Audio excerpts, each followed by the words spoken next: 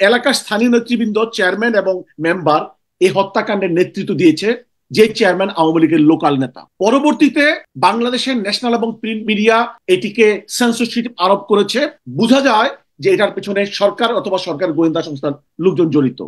ভিডিওতে স্পষ্ট দেখা যাচ্ছে চেয়ারম্যান তপন সাহেব এবং ওয়ার্ড মেম্বার অজিত সাহেব, ওনারা দুজন হত্যাকাণ্ডে অংশগ্রহণ করেছে। এই ব্যাপারটি স্পষ্ট দেখার পরেও আমরা এত দূর থেকে দেখলাম, এই ভিডিও কি পুলিশ দেখে নাই? ঘটনার দুদিন পরে আমি ভিকটিম আশরাফুল এবং আরশাদুল, দুইজনের আপন মামা এবং ওই এলাকার সাংবাদিক, দুজনের সাথে আমি কথা বলেছিলাম। আমি তাদের মামা, মৃত দুই মুসলিম যুবক যাদের বয়স 18 নিচ্ছে, তাদের মামা মাহফুজের সাথে আমি সরাসরি কথা বলেছিলাম। মাহফুজ এবং তার লোকাল এলাকার সাংবাদিক আমাকে যে কথাটি বললেন, আহ, দুটো কথা বললেন। দুদিন পরে, ঘটনার দুদিন পরে তারা বললেন যে পুলিশ আমাদেরকে জানিয়েছে যে 10 জনের উপরে আহ, সম্ভাব্য লোকজনকে তারা আটক করেছে, এবং যে কথাটি আরেকজন আজকে বললেন যে উল্টিয়ে লটকিয়ে তাদেরকে শাস্তি দেওয়া হচ্ছে। এবং আহ, দুদিন দুদিনের মধ্যে যেহেতু আনুষ্ঠানিকভাবে কেউ অ্যারেস্ট হয় নাই, জনগণ হ্যাপি না, ভেরি আনহ্যাপি যে দোষী যারা তাদেরকে অ্যারেস্ট করা হয়নি। আহ, এখানে কালক্ষেপণ করা হচ্ছে। জনগণ যখন মানববন্ধন করতে মানে থানার আশেপাশে জড়ো হচ্ছিলেন, তখন পুলিশ বলছে যে আমরা 10-11 জনকে মানে আটক করে উল্টিয়ে পিটাচ্ছি, আপনারা কেন এখন আছেন, এখানে আসছেন, মানববন্ধন করবেন না, আমাদের উপর উপর থেকে নিষেধ আছে, অর্থাৎ আপনারা এখান থেকে সরে যান, আমাদের প্রতি নিষেধ আছে, আপনারা মানববন্ধন করতে পারবেন না। এই দুটো কথা বললেন কে? ভিকটিম দুইজন, আশরাফ এবং আসাদুলের মামা মাহফুজ এবং লোকাল সাংবাদিক। আচ্ছা, এবং সাংবাদিক সাহেব আমাকে যে কথাটি আরো বললেন যে যেই প্রসঙ্গটি আপনারা আজকে এনেছেন, দুদিন মানে 18 তারিখ ঘটনা ঘটেছে, 20 তারিখ কিন্তু আমার সাথে কথা হচ্ছে যে বাংলাদেশের ন্যাশনাল কোনো পত্র পত্রিকায় এই নিউজটি হয়নি। দুজন মুসলিম যুবককে হত্যার ঘটনার নিউজটি ন্যাশনাল পত্র পত্রিকাতে আসেনি। এরপর আমি লাইভ ভিডিওটি দেখলাম, ওনারা দেখালেন, ওনারা সেখানে কারা কারা হত্যাকাণ্ডে অংশ নিয়েছে এটি স্পষ্ট দেখা যাচ্ছে। পরবর্তীতে কয়েকদিন, 4-5 দিন আগে কালের কণ্ঠ রিপোর্ট করেছে। এটা তাদের কাছে লোকাল সাংবাদিকেরও প্রশ্ন, এবং আমরাও তখনই আমরা পরীক্ষা করে দেখছিলাম ন্যাশনাল কোনো নিউজ পেপারে, সম্ভবত ডিবিসি এবং অনলাইন পোর্টালগুলোতে শুধু এই ঘটনার বর্ণনাটি রয়েছে, যে কারণে ফরহাদ সাহেবরা জানছেন না, বাংলাদেশের অধিকাংশ লোকজন জানছেন না। আমি আমার পরিচিত দুইজন বন্ধু বান্ধবদেরকেও, যারা সাংবাদিক জগতে কাজ করে, তাদের কাছেও জিজ্ঞাসা করছিলাম। তারাও রহস্যজনক কথা বলছিলেন, যারা ন্যাশনাল মিডিয়াতে কাজ করে। পরবর্তীতে বিবিসি কভার করেছে, মানব জমিন কভার করেছে, কিন্তু প্রথম আলোর ঘটনাটি অনেকটা মানে অনেকদিন পরে এসে তারা ভিন্ন ধর্মীর কথাবার্তা বলছে, যা প্রশ্নবোধক। তো যে কথাটি বলছিলাম, যে প্রথম কয়েকদিন হুম। ন্যাশনাল মিডিয়াগুলো রিপোর্ট করে নাই, এবং আমরা যা মানে ধারণা করছি, এখানে তারা হয়তো সেলফ সেন্সরশিপ আরোপ করছে, অথবা আপনি জানেন যে আহ, এটি অনেকটা ওপেন সিক্রেট, বাংলাদেশের মেইন স্ট্রিম মিডিয়াগুলোতে আহ, মানে সরকারের বিভিন্ন সংস্থার লোকজন সেখানে থাকেন। ওনারা সেখানে অনেক মানে সেন্সিটিভ নিউজকে ওনারা প্রকাশ করতে দেন না, ওনারা বাধাগ্রস্ত করেন। অথবা সরকারকে যারা বাঁচাতে চায়, যেই মিডিয়া এই সরকার আমলে আহ, বিভিন্ন ধরনের সুযোগ সুবিধা পাচ্ছে, তারা হয়তো মনে করেছে এই নিউজটি প্রকাশ করলে সরকারের জন্য ভালো হবে না, সরকারের ভাবমূর্তির ক্ষতি হতে পারে, তারাই মানে আশ্চর্যজনক ভাবে তারা এই নিউজটি তারা করেনি। আচ্ছা, যেই পয়েন্টে আমি সেখান থেকে টানছি, আমি কথা বলছিলাম 20 তারিখ তার মামার সাথে, মানে ভিকটিম যারা যেই দুটি বালক নিহত হয়েছে মুসলিম বালক, তাদের মামার সাথে 20 তারিখ, এবং সাংবাদিকের সাথে।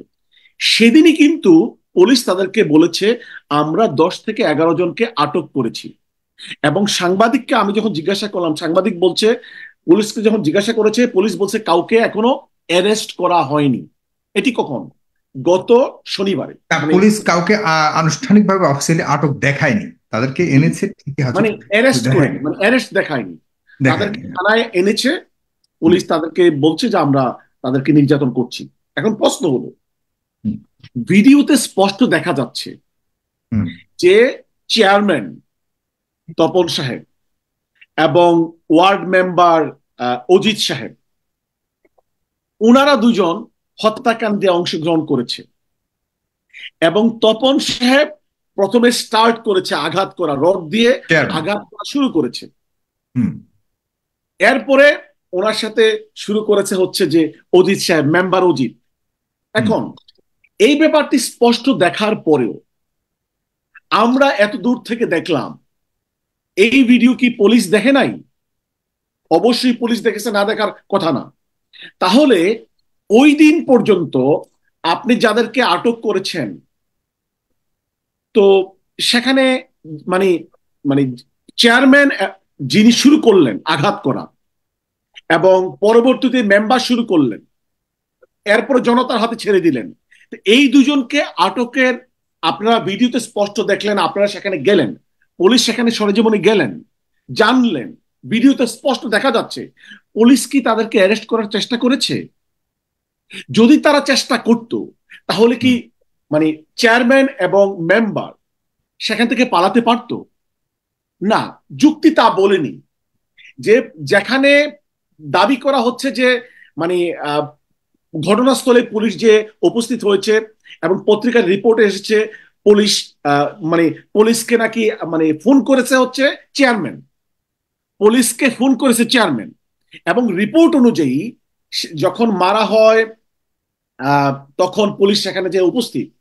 তাহলে ভিডিওতে স্পষ্ট দেখা যাচ্ছে পুলিশের মানে চোখের সামনে মানে এই ঘটনাটি ঘটেছে, যারা হত্যাকাণ্ড ঘটেছে তারা উপস্থিত ছিল। তাহলে যারা প্রধান হোতা তাদেরকে তখন পর্যন্ত অ্যারেস্ট করা হলো না। হুম। আজকে এতদিন পরে আমি মানে মানে আজ থেকে গত সপ্তাহে শনিবারে আমরা জানি যে সেখানে 10 থেকে 11 জনকে আটক করা হয়েছে, কিন্তু কোনো মামলা দেওয়া হয়নি। তাহলে যে জিনিসটি হলো যে যারা সত্যিকার ভাবে এই হত্যাকাণ্ডের প্রধান নায়ক, চেয়ারম্যান এবং মেম্বার, তাদেরকে অ্যারেস্ট করার সুযোগ থাকা সত্ত্বেও পুলিশ তাদেরকে অ্যারেস্ট করেনি। এবং এ কথার অর্থ হচ্ছে পুলিশ তাদেরকে পালিয়ে যেতে সহযোগিতা করেছে। এখন প্রশ্ন হলো পুলিশের এখানে কি লাভ? অথবা চেয়ারম্যান এবং মেম্বার মহোদয় বা এখানে কেন জড়িত ছিল? যে কথাটি মানব জীবনের রিপোর্ট থেকে জানা যায় যে ওই দিনও কিন্তু মানে মেম্বার তার লোকজনকে পাঠিয়ে, মানে অজিত সাহেব রড নিয়ে যেতে চেয়েছিল মানে স্কুল থেকে, যেই দুজন নির্মাণ শ্রমিক স্কুলে কাজ করছিলেন। চাঁদা সেখানেও দাবি কিন্তু করার ফলে।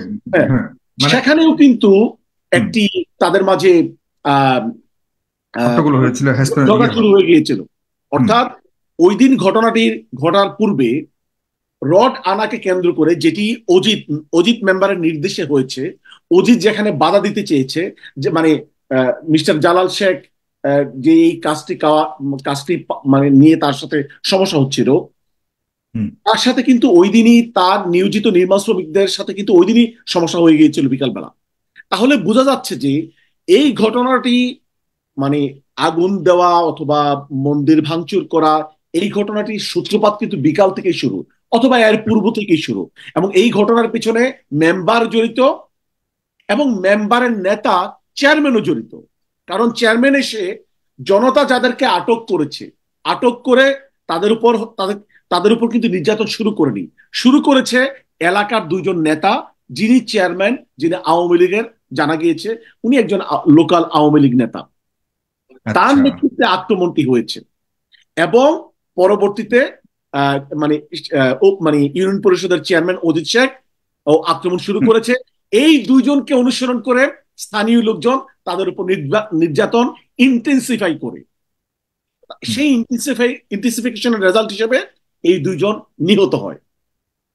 এখন আমরা আসি সারমর্মে ঢুকি যে পুলিশ চেয়ারম্যান মানে এলাকার স্থানীয় নেতৃবৃন্দ, চেয়ারম্যান এবং মেম্বার এই হত্যাকাণ্ডের নেতৃত্ব দিয়েছে, যে চেয়ারম্যান আওয়ামী লীগের লোকাল নেতা।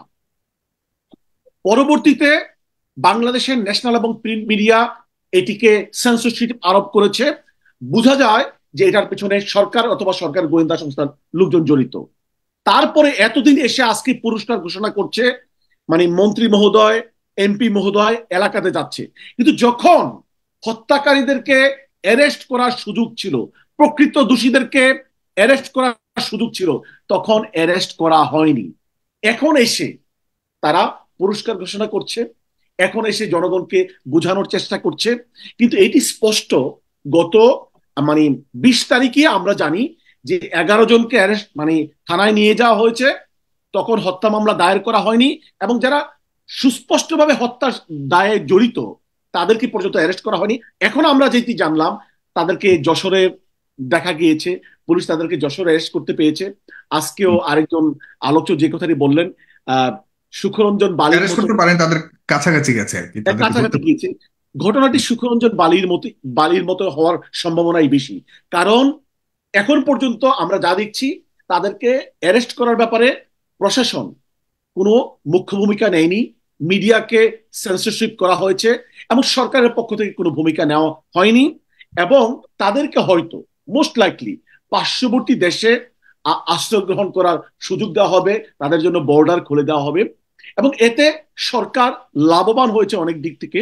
সরকার ইন্ডিয়ার সাথে বলার চেষ্টা করবে, দেখো তো, মানে আমার এই দেশে যদি আমরা তোমাদের লোকজনদেরকে প্রোটেক্ট না করি, we are the saviours of the minority people.